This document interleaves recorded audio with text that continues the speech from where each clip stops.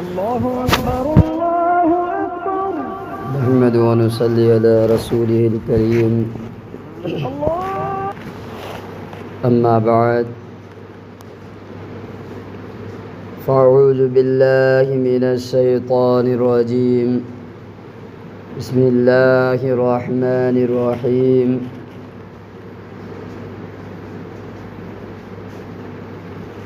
ولا تأخذوا الله باللغو في أيمانكم.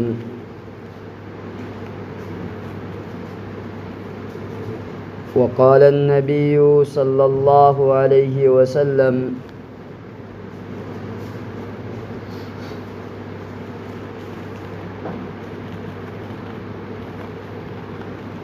لا قسم ولا نذر في معصية الله، وكفارته كفارة اليمين، أو كما قال عليه الصلاة والسلام. मेरे मोहतरम बुज़ुर्ग और दोस्तों, अल्लाह जल्ल शानहु ना इंसान मियोई बसिंगबु रहनुमाई तौबीरंगाई की दमकता अंबिया सिंह रसूल सिंह मतम मतम दुगी चानबा शरीयत पीरगा थाबीरगी अदुबो हौजिक्ति नबी की थोंग थिंख्रबनिना नबीना हाइदोक्पिरमे अल उलमा वरसतुल अंबिया, उलमा सिंह सी नबी सिंगी वारिसनी मरम असिना मखोईगी इक्तिदा तौबा मखोईगी वा इनबा गोया नबी सिंगी वा इनबगी पांककनी इन हाइबिरमे मरम असिदगिनी उलमा सिंगना के माना खंगिबा दीन की इल्म सिंह अदुबु मागी लेवल दा उम्मत यहोन्नबा फिक्र तौरी यौहल्ली अदु अखोईगी इथौन करिनो उलमा सिंह हाइबा सिदा अमल तहुरंगाई की होनबा उलमा सिंह ताकपीरिबा हकाम सिंदो मदुगिदु पांगथोकलंगाई की होनबा तौगनु हाइरिबा पोसक्तो मदुदगी अखोई लेबंगाई की होनबा अदु अइबा तारगदी अखोई लोइना माई पाकलुनबा जरिया अमा सबब अमा ओइगने अखोई की मरक्ता कसम हाइबा पोसक अमा नियत हाइबा पोसक अमा कसम करिनो नाइदा अल्लाह की मिंग लौरगा अल्लाह की ज़ात की मिंग लौरगा नत्रना अल्लाह की सिफात की ममिंग लौरगा कसम चाबा कई फुलाना थबक तुम तौगनी है ना नत्रगना ई फुलाना दु तौरो है सिसिबु कसम मन हाइगने वासक्पा नाइबु अदु वासक्पसी मागी मखल खरा लई अनी सुबा पोसकना नजर राइबा अखोई की मणिपुर लोंदा करी हाइबा अखोई की नियत तौबा नाइबुदु अंगांग अमदई सुमैना नियत तौजिलिया नाइबा मजी की पोचिबु करीना नजर रहना हाइबा अरबीदा अखोई की लोंदना कसम मना हाइबा हाइरिबा अनी मकसे पोसक अमकक्तने उलमा सिंहना नजरदा की मतंग दायरी के नंगी नथक्ता दरकार ओइरमदबा लाजिम ओइरमदबा मधुबु पांगथोकपा दरकार ओइरमदबदो नंग नसा पांगथोकपगी लाजिम ओइ चाहनबा फरमानी ऐसी अनाबा मायोकनदुना लेरे अल्लाह नहाकना ऐसी ऐगी अनाबदगी कनबीबा तारगदी फानबीबा तारगदी यतीमदुदा नत्रगना मिस्कीनदुदा ऐ सुख सदका तौथोकनी ना हाइबा अदु सदका तौबा नंगी नथक्ता वाजिब ओइरमबदी नत्तेबा अदु नंगना खल्लेबा अनाबसी कोखनगिबा तारगदी ऐ सदका तौगनेना अल्लाह नंगी अनाब कोखनग्रे अदु तारी नंग सदका तौबसी नंगोंदा वाजिब ओइरने सिबुनेबा नजर आरसी सिगी मिंगनेबा अखोई गिलोंदा कफारा नियत अना हाइनरिस अदो कसम की मखल अहुम थोकनी मेरे मोहतरम कसमे लघु हाइबा मा कसमे गुमूस हाइबा मा कसमे मुनाकदा हाइबा मा अखोई लोन दायरगना हौखिबा मतमदा तौदबा थबक अमा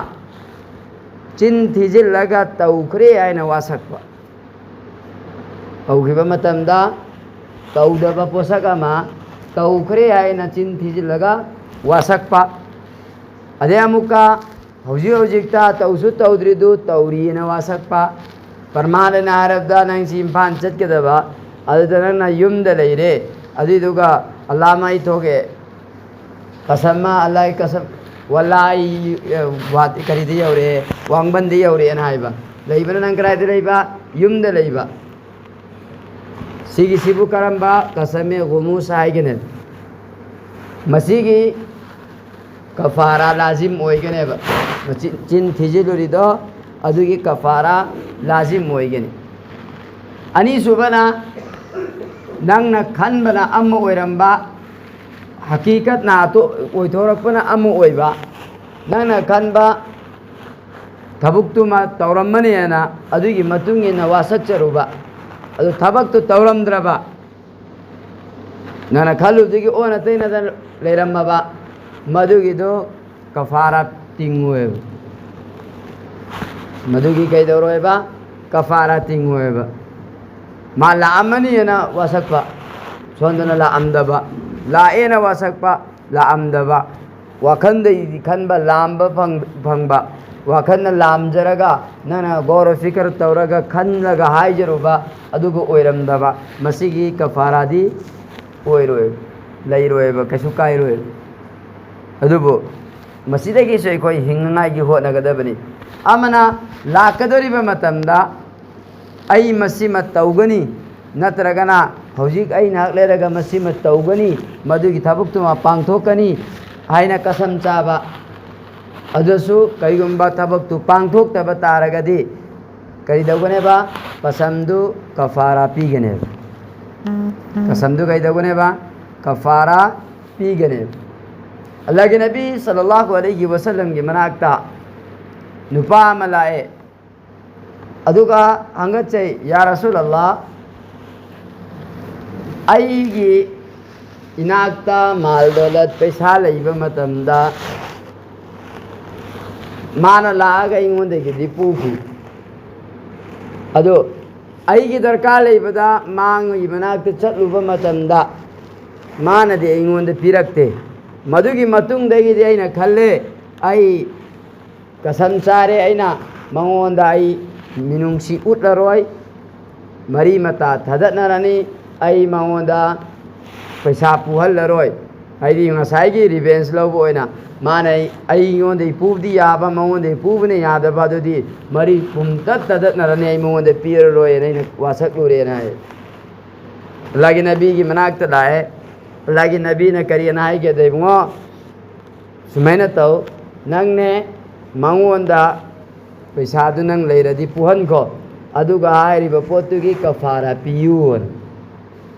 मरमदी मरी मता थदनबा हरामने मरी मता थदनबा हरामनेबा अदु ख्वाइ फबसु पीगिबना फरिमेबा पीखरबा मतुंगदा सिंगक्त्रि फावबसी मा सदकागी सवाब फंगदोरिमे कनागुंबा मी अमदा अइना मथोइ नतबिदा लुपा लिसिंग अमा पुहनख्रे लुपा लिसिंग सि सिंगक्त्रि फावबा मा सदकागी सवाब तुम फंगनेब शरीयत ना दुहाइरे अदु अमुका लौरिबा नुपादा शरीयत ना हाइरिसे नंगना सिरक्पा मतमदा नंग हिंगिङैदा अमगी अमानत मीगी मपोट मचै लामगा नत्रगना मीगी पैसा नुंसा नंग हटलगा लाकनु करिगुंबा नंगना कबरदा लाकपा करंबा हालता मीगी लंदोन तोलगा लाकपा मतमदा ओइबा तंजादुदा नंगोंदगी नेकी सिंगसे मंगोंदा पि सिंगदोखिनेब इखोई दुनिया की करेंसी सी करिनो इंडिया दना रुपया अदेगी चाइना दना युआन ꯑꯗꯒꯤ ꯃꯐꯝ ꯑꯇꯣꯞ ꯑꯇꯣꯞꯄꯗꯅ ꯃꯥꯒꯤ ꯇꯣꯉꯥꯟ ꯇꯣꯉꯥꯟꯕ ꯈꯔ ꯑꯃꯗꯅ ꯗꯤꯔꯍꯝ ꯈꯔ ꯑꯃꯗꯅ ꯗꯣꯂꯔ ꯈꯔ ꯑꯃꯗꯅ ꯑꯃ ꯃꯥꯒꯤ ꯀꯔꯦꯟꯁꯤ ꯂꯩ ꯏꯟꯗꯤꯌꯥꯒꯤ ꯀꯔꯦꯟꯁꯤꯁꯤ ꯔꯨꯄꯤꯌꯥꯅꯦꯕ ꯑꯗꯣ ꯏꯟꯗꯤꯌꯥꯒꯤ ꯀꯔꯦꯟꯁꯤ ꯔꯨꯄꯤꯌꯥꯁꯦ ꯏꯟꯗꯤꯌꯥꯗ ꯆꯠꯅꯒꯅꯦꯕ ꯏꯟꯗꯤꯌꯥꯒꯤ ꯑꯇꯣꯞꯄꯗ ꯑꯦꯛꯁꯆꯦꯟꯖ ꯇꯧꯕ ꯇꯉꯥꯏ ꯐꯔꯣꯏ ꯆꯠꯅꯕ ꯌꯥꯔꯣꯏ ꯑꯗꯨꯒꯨꯝꯅ ꯗꯨꯅꯤꯌꯥꯗ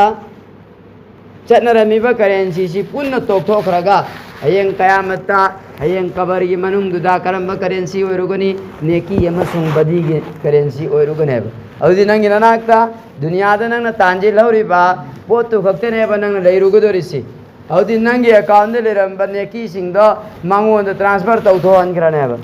ꯑꯗꯨꯁꯨ ꯅꯪꯒꯤ ꯅꯦꯀꯤ ꯌꯥꯎꯗ꯭ꯔꯦ ꯀꯣꯟꯅꯗ꯭ꯔꯦ ꯅꯪꯒꯤ ꯅꯦꯀꯤꯁꯤ ꯑꯗꯨꯗꯤ ꯅꯨꯄꯥꯗꯨꯗꯒꯤ ꯅꯪꯒꯤ ꯃꯥꯒꯤ ꯐꯠꯇꯕꯗꯣ ꯃꯥꯒꯤ ꯕꯗꯤꯗꯣ ꯅꯪꯒꯤ ꯋꯥꯠꯂꯤꯕ ꯆꯥꯡꯗꯨ ꯇ꯭ꯔꯥꯟꯁꯐꯔ ꯑꯃꯨꯛ ꯇꯧꯁꯤꯜꯂꯝꯃꯅꯦꯕ ꯑꯗꯨꯗꯤ ꯅꯪꯒꯤ ꯑꯦꯀꯥꯎꯟꯗ ꯑꯐꯕ ꯑꯃꯐꯥꯎ ꯂꯩꯍꯧꯗ꯭ꯔꯦꯀꯣ ꯑꯗꯨꯗꯤ ꯑꯩꯈꯣꯏ ꯐꯕ ꯑꯣꯏꯔꯨꯈꯤꯗ꯭ꯔꯥ ꯑꯣꯏꯔꯣꯏꯕ ꯑꯗꯨꯅ ꯂꯥꯛ ꯑꯃ ꯑꯜꯂꯥꯍꯒꯤ ꯏꯕꯥꯗꯠ ꯇꯧꯕ ꯇꯥꯔꯒꯁꯨ ꯍꯨꯀꯨꯀꯨꯜ ꯏꯕꯥꯗꯁꯦ ꯃꯁꯤꯗꯒꯤꯁꯨ ꯑꯩꯈꯣই ꯍꯤꯡꯉꯒ ꯆꯠꯀꯗꯕꯅꯤ ꯑꯗꯣ ꯀꯁꯝ ꯀꯥꯏꯈꯤꯕ ꯇꯥꯔꯒꯗꯤ ꯀꯐꯥꯔꯥ ꯄꯤꯒꯅꯦꯕ ꯀꯐꯥꯔꯥ ꯀꯔꯤꯅꯣ ꯌꯇꯤꯝ ꯃꯤꯁꯀꯤꯟ ꯍꯥꯏꯗꯤ ꯂꯩꯇ ꯂꯥꯏꯔ ꯇꯔꯥꯕꯨ ꯐꯤ ꯂꯩꯕꯤꯕ ꯀꯥꯐꯤ ꯑꯣꯏꯒꯗꯕ ꯇꯨꯕꯤ ꯑꯃꯃꯝ ꯄꯤꯕ ꯅꯠꯇ꯭ꯔꯒꯅ ꯃꯨꯖꯥꯐꯤꯔ ꯑꯃꯃꯝ ꯄꯤꯕꯗꯨ ꯅꯠꯇꯕ ꯁꯦꯠꯄ ꯀꯣꯟꯅꯅꯕ ꯐꯤ ꯂꯩꯕꯤꯕ ꯃꯤ ꯀꯌꯥꯒꯤ ꯃꯤ 10ꯒꯤ ꯃꯁꯤꯡ ꯉꯝꯗ꯭ꯔꯦ ꯃꯤ 10 ꯆꯥꯛ ꯆꯔꯥ 2 ꯄꯤꯖꯕ ꯑꯗꯨꯁꯨ ꯂꯥꯏꯔꯕ ꯃꯤ 10 ꯆꯥꯛ ꯆꯔꯥ 2 ꯄꯤꯖꯕ ꯅꯤꯡꯇꯝꯕ ꯄꯤꯕꯤꯌꯣ ꯑꯖꯥꯗ ꯇꯧꯊꯣꯛꯑꯣꯅ ꯍꯥꯏꯕꯅꯤ ꯍꯧꯖꯤꯛ ꯃꯤꯅꯥꯏ ꯂꯩꯇ꯭ꯔꯦ ꯑꯗꯨꯅ ꯀꯔꯤ ꯇꯧ ꯁꯤꯁꯨ ꯉꯝꯃꯔꯣꯏ ꯑꯩꯈꯣꯏ ꯑꯔꯣꯏꯕꯗ ꯀꯔꯤꯅꯣ ꯔꯣꯖꯥ ꯅꯨꯃꯤꯠ 6ꯅꯤ ꯍꯦꯜꯂꯨ ꯍꯥꯏꯕ ꯀꯁꯝ ꯑꯃ ꯀꯥꯏꯈꯤꯕꯒꯤꯅꯤꯀꯣ ꯀꯁꯝ ꯑꯃ ꯊꯨꯒꯥꯏꯈꯤꯕꯒꯤ ꯅꯠꯇꯅ ꯀꯁꯝ ꯑꯃ ꯀꯥꯏꯈꯤꯕꯒꯤ ꯀꯩꯗꯧꯕ ꯔꯣꯖꯥ ꯅꯨꯃꯤꯠ 6ꯅꯤ ꯀꯔꯝꯕ ꯃꯑꯣꯡꯒꯤ ꯈꯨꯍꯦꯟ ꯉꯁꯤꯁꯨ ꯍꯦꯟꯕ ꯍꯌꯦꯡꯁꯨ ꯍꯦꯟꯕ ꯍꯪꯆꯤꯠꯁꯨ ꯍꯦꯟꯕ ꯑꯣꯏꯒꯗꯧꯕ ꯊꯪꯅꯕ ꯑꯣꯏꯒꯗꯧꯕ ꯑꯗꯨ ꯅꯪ ꯅꯥꯔꯨꯕꯗꯒꯤꯅꯤ ꯖꯔꯅꯤ ꯆꯠꯊꯣꯛꯎꯕꯗꯒꯤꯅꯤ ꯀꯣ ꯈꯪꯉꯨꯗꯕꯗꯒꯤꯅꯤ ꯃꯤ ꯑꯃ ꯂꯥꯛꯇꯨꯅ ꯆꯥꯃꯤꯟꯅꯗꯕ ꯌꯥꯗꯕꯗꯒꯤ ꯃꯥꯅ ꯋꯥꯈꯜ ꯂꯥꯟꯅ ꯂꯧꯈ꯭ꯔꯅꯤ ꯀꯔꯤꯝ ꯂꯩꯇꯦ ꯉꯁꯤ ꯀꯥꯏꯈ꯭ꯔꯦ 6ꯅꯤ ꯁꯨꯕ ꯅꯨꯃꯤꯠꯅꯤ ꯉꯁꯤꯁꯤ ꯉꯁꯤ ꯀꯥꯏꯈ꯭ರೆ ꯑꯗꯨ ꯑꯣꯏꯇꯥꯔꯗꯤ ꯅꯪ ꯍꯜꯂꯒ ꯑꯃꯨꯛꯀ ꯑꯃꯅ ꯃꯁꯤꯡ ꯍꯧꯒꯅꯦꯕ ꯇꯤꯕꯤꯒꯤ ꯍꯤꯗꯥꯛ ꯆꯥꯕ ꯁꯥꯗꯅ 6ꯅꯤ ꯊꯪꯅꯅ ꯃꯁꯤꯃꯅ ꯂꯩꯔꯦ ꯀꯁꯝꯒꯤ ꯋꯥꯐꯝ ꯈꯖꯤꯛꯇꯪ ꯍꯥꯏꯔꯝꯃꯦ ꯌꯥꯝꯅ ꯁꯟꯗꯣꯛꯄꯒꯤ ꯇꯟꯖꯥ ꯌꯥꯝꯅ ꯂꯩꯇꯦ ꯑꯅꯤꯁꯨꯕ ꯄꯣꯠꯁꯛꯅ ꯉꯁꯥꯏ ꯍꯥꯏꯈꯤꯕꯗꯨ ꯅꯤꯌꯠ ꯇꯧꯕ ꯑꯉꯥꯡꯗ ꯑꯣꯏꯒꯦꯔꯥ ꯑꯩꯈꯣꯏ ꯌꯥꯝꯅ ꯊꯣꯛꯏꯕ ꯊꯧꯗꯣꯛꯁꯤꯡꯁꯤꯗꯤ ꯑꯉꯥꯡꯗ ꯅꯤꯌꯠ ꯇꯧꯕ ꯑꯣꯏꯅ ꯊꯣꯛꯏ ꯃꯄꯥ ꯃꯃꯥꯁꯤꯡꯁꯤꯅ ꯄꯣꯛꯂꯤꯕ ꯃꯆꯥꯁꯤ ꯍꯣꯃꯣ ꯑꯣꯏꯅ ꯁꯦꯝꯅꯤꯡꯕ꯭ꯔꯥ ꯀꯔꯤꯅꯣ ꯈꯪꯗꯦ ꯅꯨꯄꯥ ꯑꯣꯏꯔꯛꯄ ꯇꯥꯔꯗꯤ ꯁꯣꯔꯤ ꯁꯤꯍꯟꯒꯅꯤꯅ ꯌꯥꯝ ꯀꯟꯅ ꯁꯅꯥ ꯁꯥꯕꯤꯅꯤ ꯁꯣꯔꯤ ꯀꯩꯗꯧꯕꯤꯒꯅꯤꯅ ꯅꯤꯌꯠ ꯀꯟꯅ ꯇꯧꯕ ꯑꯃ ꯆꯠꯅꯔꯤ ꯑꯉꯥꯡ ꯃꯆꯥꯗꯨꯗ ꯏꯕꯨꯡꯉꯣ ꯅꯪ ꯀꯔꯤꯒꯤꯅꯣ ꯃꯛꯇꯞꯇ ꯂꯥꯛꯄꯗ ꯁꯣꯔꯤ ꯁꯤꯔꯤꯁꯦꯅ ꯍꯥꯏꯕꯗ ꯏꯃꯥꯅ ꯅꯤꯌꯠ ꯑꯃ ꯇꯧꯈꯤꯅ ꯁꯤꯔꯤꯃꯦꯅ ꯍꯥꯏꯕꯒꯨꯝꯕ ꯁꯅꯥ ꯑꯃꯁꯨꯡ ꯂꯨꯄꯥ ꯁꯤꯒꯤꯁꯦ ꯅꯨꯄꯥꯒꯤꯗꯃꯛꯇ ꯖꯤꯁꯇꯔꯥ ꯖꯨ ꯍꯔꯥꯝ ꯑꯣꯏꯔꯤꯕ ꯀꯣ ꯐꯣꯔ ꯒꯨꯂꯤ ꯆꯥꯕ ꯍꯔꯥꯝ ꯑꯣꯏꯔꯤꯕ ꯑꯁꯤꯒ ꯆꯞ ꯃꯥꯟꯅꯅ ꯅꯨꯄꯥꯗꯨꯒꯤꯗꯃꯛꯇ ꯅꯨꯄꯥ ꯑꯣꯏꯕ ꯑꯩꯈꯣꯏꯒꯤꯗꯃꯛꯇ ꯁꯣꯅꯥ ꯆꯥꯟꯗꯤꯁꯦ ꯕꯤꯜꯀꯨꯜ ꯍꯔꯥꯝꯅꯦꯕ ꯁꯅꯥ ꯂꯨꯄꯥꯁꯦ ꯕꯤꯜꯀꯨꯜ ꯍꯔꯥꯝꯅꯦꯕ ꯑꯗꯨꯗꯤ ꯀꯔꯤꯅ ꯍꯥꯏꯔꯦ अल्लाह के नबी सल्लल्लाहु अलैहि वसल्लम ने हाइदोक्पिरमी ला नजरा फी मासियतिल्लाहि ला नजरा फी मासियतिल्लाहि व कफारतु कफारतुल यमीनी नियत तौबसे अल्लाह की नाफरमानी तौब मफमदा अल्लाह की हुकुमबु नाथैब मफमदा नियतु पांगथोक्लोय अदुगी महुत्ता करी तौगनेबमा कफारा ओइना पीगनी वे आगांसे अइना नियत तौजिलुबदगी नादनता लेरे नै वाखंदा लेरे अइगी नियतु पांगथोक्ओयबा शरीयत नारिसि कैगुंबा हाइरिबा अइना नियत तौजिंगिरबा पोत्तो यादबो ओइबा तारगदि करी तौगनेबा कफारा पीगनेबा अदुगा अल्लाह तौबा इस्तिगफार तौगने इंशाअल्लाह कानगने मधुना तबिदा अई आगांगदु याद्रे नायरगा खरनी यंगमगा कफारा से पिथोक तबा नियम तौजिलुबगिनी तौबसु याइगे यादेगा अहम कफारा पीरो कफारा पीर मतुंदा अल्लाह द तौबा इस्तिगफार तौरो दबा मतौरुरेन लेकिन नबी सल्लल्लाहु अलैहि वसल्लम नाइदो किरमे अन्नजरु नजरानी नजर से मकलनी तोए अमना अल्लाह की इताअत ओइबा अमना अल्लाह की इताअत ओइबा मधुगी नजर कुतौदो अदुगी नियत कुतौदो अफबनी अल्लाह की दमक्तनी परमानी नंग हायरे आई इचानुपा मंदे किसी इचानुपा मपोगक पतारगदी आई माय ममिंग थोनबीगनी ना सल्लेलगा थोनगनी ना हायरे सी सल्लेलगा ममिंग थोनबसी अफब थबुकने नतना आई फलाना थबुक तुमा पांगथोकनी हायरे थबक तो अल्लाह ने याब थबुक ओइतारगदी मधु अल्लाह की दमक्तनी कैसु कायदे नजर दु याइसि अदु अनी सुबह नजरना हायरिबा नजर दुदा गुनाह शामिल ओइबा अल्लाह की हुकुम नाथैबा मओंगी नियत ओइबा तंजा दुदा ओइतारगदी हायरिबा नंगी नियत तो अल्लाह की ओइद्रे शैतान की ओइरे अल्लाह की ओइद्रे शैतान की ओइरे मधुन मधु पांगथोकपगी बिल्कुल इजाजत लेती है यामना थौसादब तौनी थौसाव